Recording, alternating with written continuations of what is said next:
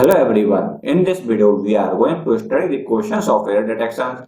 This video is the part 15 of 1000 previous year question series of SSC exam. Before starting this video, I want to say that my name is Sagar and you are watching our channel BR Rock.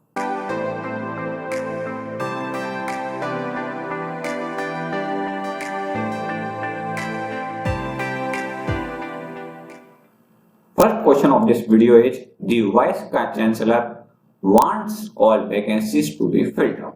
इसमें देखिए जो filled up लिखा हुआ है जिसका meaning होता है to make something full of something, मतलब कि किसी भी चीज को किसी चीज से भर देना होता है, तब उसके लिए हम फिल्ड अप का यूज करते हैं। जस्ट लाइक माना कि मैंने कोई कंटेनर है, अगर मैं इसको किसी भी चीज से जस्ट लाइक अगर मैं वाटर से इसको पूरा भर देता हूं तो हम यहाँ पर फिल अप का यूज करते हैं। लेकिन क्वेश्चन के अंदर देखिए आप, जो बात की गई वो वैकेंसी को फिल करने की बात की गई है, और जब भी वैकेंसी को फिल करने की बात की जाती है तो ओनली फिल का यूज किया जाता है, ना कि फिल अप का।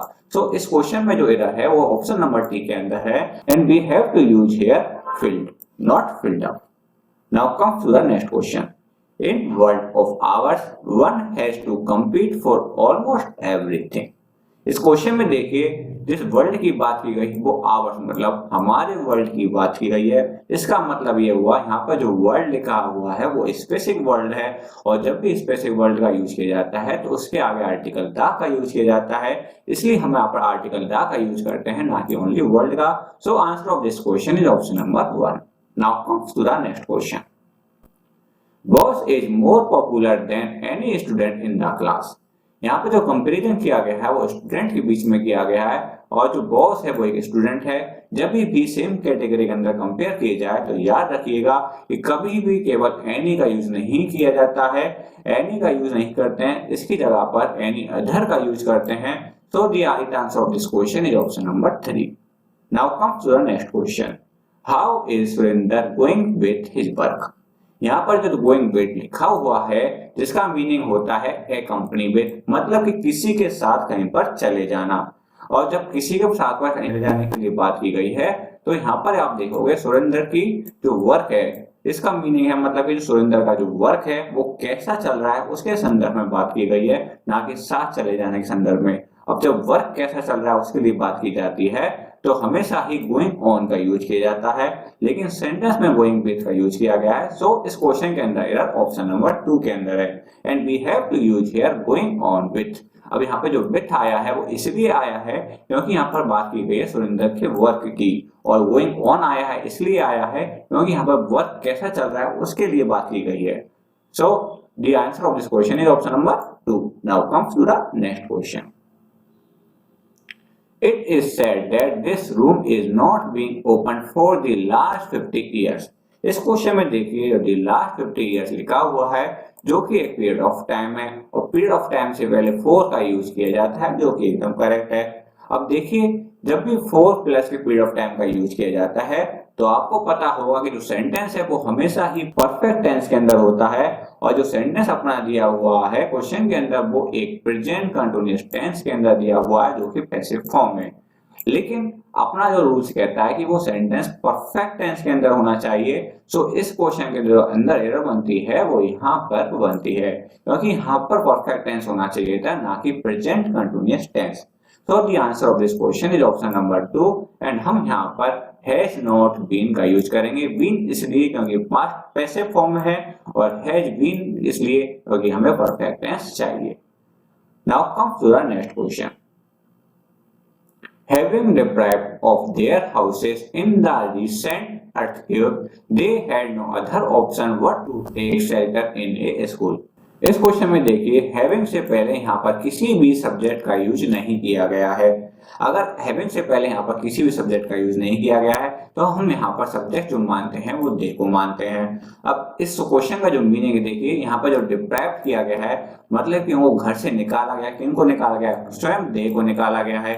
जब दे को ही निकाला गया है जो सब्जेक्ट है तो हमेशा ही जो सेंटेंस बनता है मतलब ये वाला जो सेंटेंस है वो पैसिव फॉर्म में बनेगा, और पैसिव फॉर्म में बनेगा तो हैविंग के बाद हमेशा ही बीन का यूज किया जाता है, लेकिन यहाँ पर किसी भी बीन का यूज नहीं किया गया है। So right answer of this question is option number 1, and we have to use here having been not only having. Now comes to the next question.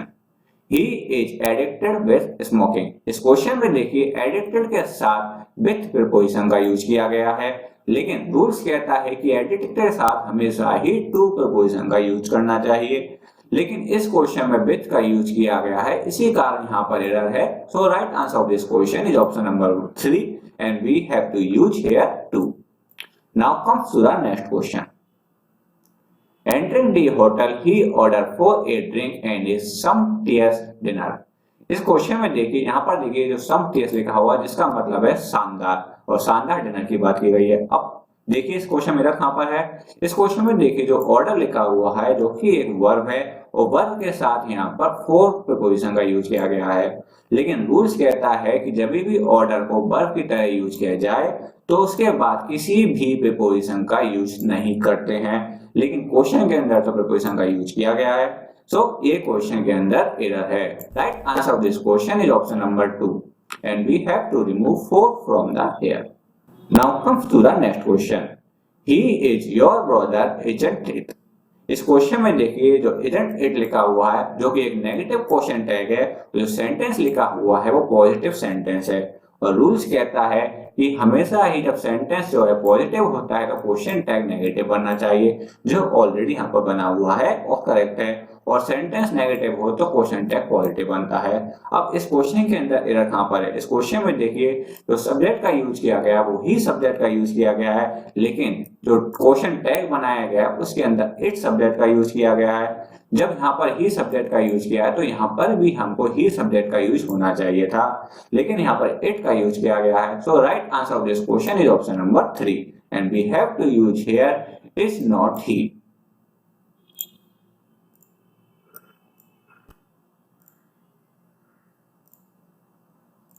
Now comes to the next question. I have known him since 2 years. इस question में देखिए 2 years लिखा हुआ है जो कि period of time है, और पीरियड ऑफ टाइम से पहले यहाँ पर सिंस का यूज किया गया है, लेकिन रूल्स कहता है कि जब भी पीरियड ऑफ टाइम का यूज किया जाए तो उससे पहले हमेशा ही फॉर का यूज किया जाता है, और सिंस के बाद पॉइंट ऑफ टाइम का यूज किया गया आता है, लेकिन यहाँ पर पीरियड ऑफ टाइम का यूज किया गया है तो हम यहाँ पर सिंस का यूज नहीं करेंगे क्योंकि हमें यहाँ पर फॉर का यूज करना है। So right answer of this question is option number 3 and we have to use here for. अब आप देखिए जो पीरियड ऑफ टाइम लिखा हुआ है वो जस्ट लाइक 2 वीक्स 1 मंथ होता है, और पॉइंट ऑफ टाइम मतलब 2000 एक ईयर है 2000 एंड ट्यूसडे एक्सेट्रा, ये सब जो होते हैं ये पॉइंट ऑफ टाइम है और ये पीरियड ऑफ टाइम है। Now comes to the next question. On receiving the mark sheet from the university, I realized that I had got only passing marks in English. इस question में देखिए जो passing marks लिखा हुआ है वो एक रॉन्ग फॉर्म में लिखा हुआ है, या तो हमें इसकी जगह पर पास मार्क का यूज करना या फिर पासिंग ग्रेड का यूज करते हैं, कभी भी पासिंग मार्क्स लिखा नहीं जाता है, इंग्लिश में हमेशा ही ये लिखा गलत माना जाता है। So right answer of this question is option number 3 and we have to remove here passing marks, use only pass marks or passing grades. Now comes to the next question. When he knocked the door, I said to her, "Come in." इस question में देखिए जो knock लिखा हुआ है उसके बाद किसी भी प्रीपोजिशन का यूज नहीं किया गया, लेकिन रूल्स कहता है कि जब भी नॉक का यूज किया जाए तो उसके साथ हमेशा ही एट प्रीपोजिशन का यूज किया जाता है किसी भी चीज के लिए। सो इस क्वेश्चन में यहाँ पर एट का यूज नहीं है, इसलिए इस क्वेश्चन का आंसर ऑप्शन नंबर 1 है and we have to use here knock at, not only knock. Now comes to the next question. He said that he will meet me at the restaurant. इस question में देखिए जो said लिखा हुआ है वो past form में लिखा हुआ है, लेकिन यहाँ पर will का यूज किया गया है फ्यूचर फॉर्म में। जब भी सेंटेंस पास्ट फॉर्म में स्टार्ट हो रहा है तो हमें ये जो सेंटेंस है पूरा पास्ट फॉर्म में बनाना होगा, इसलिए यहाँ पर will का यूज करना रॉन्ग है। तो right answer of this question is option number 2। जब यहाँ पर will यूज नहीं किया जाएगा तो पास्ट फॉर्म में हम यहाँ पर would का यूज करेंगे। Now comes to the next question. Miss Rama Devi had 2 elephants, 10 horses and as much as 50 cars. इस क्वेश्चन में जो 50 cars लिखा हुआ है जो एक काउंटेबल नाउन है, काउंटेबल नाउन के साथ साथ ये प्लूरल काउंटेबल नाउन है। अब जब यहाँ पर मच का यूज किया गया है जो कि हमेशा ही अनकाउंटेबल नाउन के साथ किया जाता है, लेकिन 50 कार्स जो दे रखा है वो एक काउंटेबल नाउन है, तो हम यहाँ पर काउंटेबल नाउन के लिए हमेशा ही मेनी का यूज करते हैं, इसलिए इस क्वेश्चन में जो मच का यूज किया गया है वो एक एरर है। So right answer of this question is option number 1 and we have to use here many. Now comes to the next question. The month of January takes its name of the Roman god Genesis। इस question का meaning है कि जो जनवरी का month का जो नाम है वो रोमन गॉड जेनिस से लिया गया है। जब भी हम किसी का नाम किसी से लेते हैं तो वो हमेशा ही टेक्स के साथ फ्रॉम लाता है, लेकिन यहाँ पर ऑफ का यूज किया गया है, इसलिए यहाँ पर एरर है। यहाँ पर ऑफ का यूज नहीं, फ्रॉम का यूज होना चाहिए। So right answer of this question is option number 3। Now comes to the next question. Unless aid arrives within the next few weeks, thousands are starving। इस question में देखिए unless के साथ जिस सेंटेंस का यूज किया गया है वो एक प्रेजेंट इंडेफिनिट टेंस के अंदर दिया हुआ है, और दूसरा जो सेंटेंस यूज किया गया है जो कि थाउजेंड आर स्टार्विंग है वो एक प्रेजेंट कंटिन्यूअस टेंस के अंदर यूज किया गया है। लेकिन रूल्स कहता है जब भी अनलेस के साथ प्रेजेंट इंडेफिनिट टेंस का यूज किया जाए तो हमेशा ही दूसरा वाला सेंटेंस फ्यूचर इंडेफिनिट टेंस के अंदर होना चाहिए। लेकिन आपने देखा कि क्वेश्चन के अंदर प्रेजेंट कंटिन्यूअस टेंस का यूज किया गया है, इसलिए इस क्वेश्चन के अंदर एरर यहाँ पर है, क्योंकि वर्ब को चेंज कर देंगे तो हम सेंटेंस के टेंस को चेंज कर सकते हैं। So right answer of this question is option number 3 and we have to use here will star, क्योंकि ये फ्यूचर इंडेफिनिट टेंस में आता है।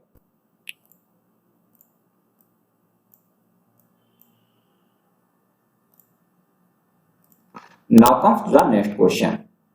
I have been working in this organization since 3 years।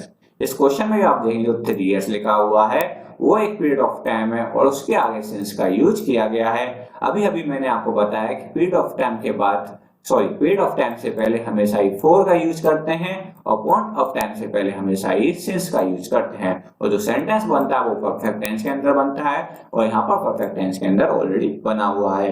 अब आप देखिए कि जो पीरियड ऑफ टाइम है उसके पहले यहाँ पर सिंस का यूज किया गया है जो कि गलत है, क्योंकि यहाँ पर फॉर का यूज होना चाहिए, ये रूल्स कहता है।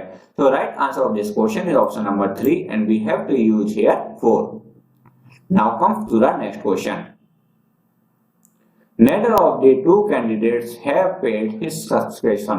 इस क्वेश्चन में देखिए जब भी सेंटेंस नेदर ऑफ से चालू होता है तो रूल्स कहता है कि उसके बाद जो नाउन यूज किया जाता है वो हमेशा ही प्लूरल नाउन होना चाहिए और जो वर्ब यूज की जानी चाहिए वो हमेशा ही सिंगुलर फॉर्म में होने चाहिए। अब क्वेश्चन में आप देखोगे जो नाउन दिया हुआ है जो कि एक प्लूरल फॉर्म में दिया हुआ है जो रूल्स के अकॉर्डिंग एकदम करेक्ट है, लेकिन यहाँ पे जिस वर्ब का यूज किया गया है जो प्लूरल वर्ब का यूज किया गया है, लेकिन क्वेश्चन में देखिए रूल्स में देखिए वो हमेशा सिंगुलर होना चाहिए, इसलिए इस क्वेश्चन के अंदर जो एरर है वो यहाँ पर है। तो right answer of this question is option number 2 and we have to use here singular verb that is has.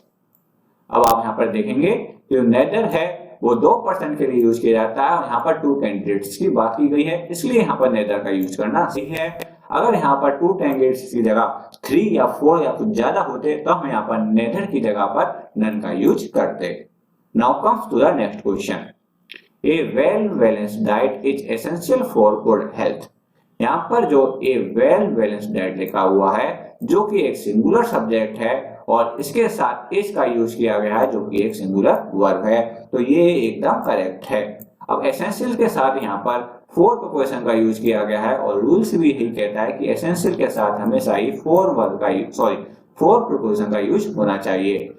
So right answer of this question is option number 4, that is not error. Now comes to the next question. My uncle forced my friend and I to stay back। इस question में देखिए जो आई लिखा हुआ है जो कि एक सब्जेक्टिव फॉर्म में लिखा हुआ है और जो आई का यूज किया गया है वो एक वर्ब के बाद में किया गया है, और रूल्स कहता है कि जब भी वर्ब के बाद किसी भी प्रोनाउन का यूज किया जाता है तो वो हमेशा ही ऑब्जेक्ट फॉर्म में होना चाहिए, लेकिन यहाँ पर जो आई का यूज किया गया है वो सब्जेक्टिव फॉर्म में यूज किया गया है। सो इस क्वेश्चन के अंदर एरर यहाँ पर होगी और right answer of this question is option number 2 and we have to use here not I we. Now comes to the next question. Our new television set come with a 90-day warranty on all electrical components. इस question में आप देखेंगे जो our new television set लिखा हुआ है जो कि सिंगुलर फॉर्म के अंदर है। लेकिन यहाँ पे जिस वर्ब का यूज किया गया है जो कि एक प्लूरल फॉर्म में है, लेकिन रूल्स कहता है कि जब भी सब्जेक्ट सिंगुलर हो तो वर्ब भी सिंगुलर होनी चाहिए और सब्जेक्ट प्लूरल हो तो वर्ब हमेशा प्लूरल होनी चाहिए। अब अपना जो सब्जेक्ट दिया हुआ है वो सिंगुलर सब्जेक्ट है, तो यहाँ पर जो वर्ब का यूज होगा वो सिंगुलर वर्ब का यूज होगा। सो इस क्वेश्चन के अंदर जो एरर है वो यहाँ पर है, and right answer of this question is option number 1 and we have to use here comes not come.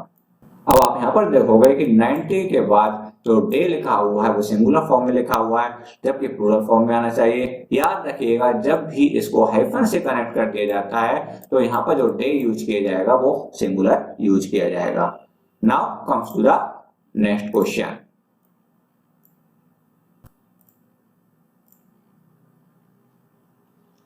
We had scarcely reached the place then it started to rain heavily।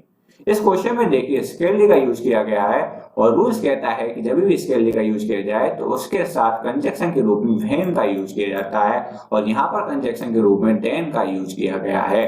तो इस question के अंदर यहाँ पर बनती है right answer of this question is option number 3 and we have to use here when. Now comes to the next question. I am really disappointed in not having saw my friends while I was in New Delhi on vacation this summer। इस question में देखिए having के साथ सो का use किया गया है जो कि वर्ब की सेकंड फॉर्म है, लेकिन रूल्स कहता है कि जब भी हैव का यूज सेंटेंस के अंदर किया जाए तो हमेशा ही उसके बाद जो वर्ब यूज की जाएगी वो थर्ड फॉर्म वर्ब यूज की जाएगी, लेकिन क्वेश्चन के अंदर तो वर्ब की सेकंड फॉर्म यूज की गई है। सो इस क्वेश्चन के अंदर एरर यहाँ पर है and right answer of this question is option number 2 and we have to use here seen not saw, क्योंकि seen जो है वो वर्ब की थर्ड फॉर्म है। Now comes to the next question। The company have thousands of customers happy with its service। इस question में देखिए जो the company लिखा हुआ है जो कि एक कलेक्टिव नाउन है और जो जनरली सिंगुलर फॉर्म में यूज किया जाता है, लेकिन यहाँ पर जिस वर्ब का यूज किया गया है वो एक प्लूरल वर्ब का यूज किया गया है। अब जब यहाँ पर जो सब्जेक्ट है अपना कलेक्टिव नाउन जो कि सिंगुलर फॉर्म में है तो हमें हमेशा ही जो वर्ब यूज करनी है वो एक सिंगुलर फॉर्म में यूज करनी है, लेकिन क्वेश्चन के अंदर तो वर्ब प्लूरल फॉर्म में दे रखी है। सो इस क्वेश्चन के अंदर एरर यहाँ पर है and right answer of this question is option number 1 and we have to use here है जो कि एक सिंगुलर वर्ब है। Now comes to the next question. They are residing in this city for the last 2 decades। इस question में देखिए तो the last 2 decades लिखा हुआ है जो कि एक पीरियड ऑफ टाइम है और पीरियड ऑफ टाइम से पहले for का यूज किया गया है जो कि एकदम करेक्ट है। अब यहाँ पर जो सेंटेंस दिया हुआ है उसमें देखिए कि जब भी हम for के बाद पीरियड ऑफ टाइम का यूज करते हैं तो सेंटेंस हमेशा या तो परफेक्ट टेंस या फिर परफेक्ट कंटीन्यूअस टेंस के अंदर होता है, लेकिन ये जो सेंटेंस दिया हुआ है अपने को वो एक प्रेजेंट कंटीन्यूअस टेंस के अंदर यूज किया गया है, लेकिन रूल्स बोला कि परफेक्ट टेंस या फिर परफेक्ट कंटीन्यूअस टेंस होना चाहिए। सो इस क्वेश्चन के अंदर जो एरर है वो यहाँ बनती है क्योंकि हम यहाँ से वर्ब को चेंज कर देंगे तो हम उसको टेंस में भी चेंज कर सकते हैं। Right answer of this question is option number 1 and we have to use here have been residing। अब जबकि यहाँ पर कंटीन्यूअस फॉर्म है इसलिए हमने यहाँ पर परफेक्ट कंटीन्यूअस टेंस का यूज किया है। Now comes to the next question। Across the world, discussions on curing cancer are any longer just wishful thinking। इस क्वेश्चन में देखिए एनी लॉन्गर का यूज किया गया है और रूल्स कहता है कि एनी लॉन्गर का यूज हमेशा ही एक नेगेटिव सेंटेंस के अंदर होना चाहिए, लेकिन यहाँ पर जो सेंटेंस दिया हुआ है वो एक पॉजिटिव सेंटेंस दिया हुआ है, यहाँ पर किसी भी नोट का यूज नहीं किया गया है और पॉजिटिव सेंटेंस के अंदर एनी लॉन्गर की जगह पर नो लॉन्गर का यूज किया जाता है, इसलिए यहाँ पर एनी लॉन्गर का यूज करना एक एरर है। So right answer of this question is option number 2 and we have to use here no longer. Now comes the next question। I and he have prepared the lesson thoroughly। thoroughly का मतलब होता है completely मतलब पूरे तरह से। अब इस क्वेश्चन में देखिए जो I and he लिखा हुआ है और जो सेंटेंस अपने को दिया हुआ है मतलब कि मैंने और उसने जो लेसन है पूरी तरह से प्रिपेयर कर लिया है, यहाँ पर किसी भी अनप्रेजेंट सेंस को नहीं दिखाया गया है, इसलिए जो सेंटेंस है अपना वो एक प्लीसेंट सेंस है और प्लीसेंट सेंस जब भी होता है तो उसके अंदर हमेशा ही सेकंड पर्सन फिर उसके बाद थर्ड पर्सन और फिर उसके बाद फर्स्ट पर्सन का यूज किया जाता है, लेकिन यहाँ पर आप देखेंगे जो I लिखा हुआ है जो कि एक फर्स्ट पर्सन है और ही जो लिखा हुआ है जो कि एक थर्ड पर्सन है, और फर्स्ट पर्सन का यूज पहले और थर्ड पर्सन का यूज बाद में किया गया है। और प्रेजेंट सेंस के अंदर हमें थर्ड पर्सन का यूज पहले और फर्स्ट पर्सन का यूज बाद में होना चाहिए, इसलिए इस क्वेश्चन के अंदर एरर यहाँ पर है। And right answer of this question is option number 1 and we have to use here he and I, क्योंकि यहाँ पर ही पहले यूज होगा और आई बाद में यूज होगा। Now comes to the next question. The vacancy was filled by a young scholar who had an extensive knowledge of ancient art। इस क्वेश्चन में देखेंगे आप जो एक्सटेंसिबल लिखा हुआ है जिसका मतलब होता है एबल टू स्ट्रेच, मतलब किसी की भी चीज को खींचना। अब जब यहाँ पर जो बात की गई है वो एक नॉलेज की बात की गई है, एशियन आर्ट नॉलेज की, मतलब कि यहाँ पर डिटेलाइड का यूज होना चाहिए नॉलेज से पहले, और डिटेलाइड के लिए हमेशा ही अब हम एक्सटेंसिव का यूज करते हैं ना कि एक्सटेंसिबल का। So right answer of this question is option number 3 and we have to use here extensive not extensible. Now comes to the next question. This novel of Sheldon is more interesting than any other novel। इस question में देखेंगे आप जो comparison किया गया है वो novel के बीच में किया गया है, और जब भी सेम कैटेगरी का कंपैरिजन किया जाता है तो हमेशा ही एनी अदर का यूज किया जाता है जो यहाँ पर यूज किया गया है। इसमें देखिए मोर के बाद देन का यूज होना चाहिए था और यहाँ पर देन का यूज किया गया है। अब आप यहाँ पर देखोगे जो दो दिस नॉवल लिखा हुआ है जो कि एक सिंगुलर सब्जेक्ट है और उसके लिए यहाँ पर इसका यूज किया है वो भी एक सिंगुलर वर्ब है। सो इस क्वेश्चन के अंदर कोई एरर नहीं है and right answer of this question is option number 4 that is no error. Now comes to the next question. An eminent surgeon is visiting the hospital to attend a surgeon's conference। यहाँ पर conference लिखा हुआ है और उसके आगे सर्जियंस का use किया गया है, मतलब कि जो कॉन्फ्रेंस है वो सर्जियंस की है। इससे ये पता लगता है कि यहाँ पर जो कॉन्फ्रेंस दिया हुआ है वो एक डेफिनेट कॉन्फ्रेंस है या फिर स्पेसिफिक कॉन्फ्रेंस है, और लेकिन यहाँ पर जो आर्टिकल का यूज किया गया वो ए आर्टिकल का यूज किया गया है जो कि एक इंडेफिनेट आर्टिकल है, जबकि यहाँ पर जो कॉन्फ्रेंस यूज की गई है वो डेफिनेट है। तो हमें जो यहाँ पर आर्टिकल का यूज करना है वो एक डेफिनेट आर्टिकल का यूज करना है और डेफिनेट आर्टिकल होता है article the. So right answer of this question is option number 3 and we have to use here article D। इसी के साथ अपने जो 30 क्वेश्चन थे वो कंप्लीट हो चुके हैं। ये जो 5 क्वेश्चन आपको देख रहे हैं ये आपको करने हैं, चाहे इसके आंसर आप कमेंट में दीजिए या फिर टेलीग्राम पे दे दीजिएगा। आप इस क्वेश्चन दे रखे हैं इसका एक स्क्रीनशॉट ले लीजिए। अब इसी के साथ ही जो अपनी वीडियो है वो कंप्लीट होती है। आई होप इस वीडियो में आपको कुछ ना कुछ जरूर सीखने को मिला होगा। इसी के साथ मैं आपको ये वीडियो कंप्लीट करता हूँ। वीडियो को लाइक कीजिए, शेयर कीजिए एंड चैनल को सब्सक्राइब कीजिए। मिलते हैं नेक्स्ट वीडियो में। Bye bye, thank you.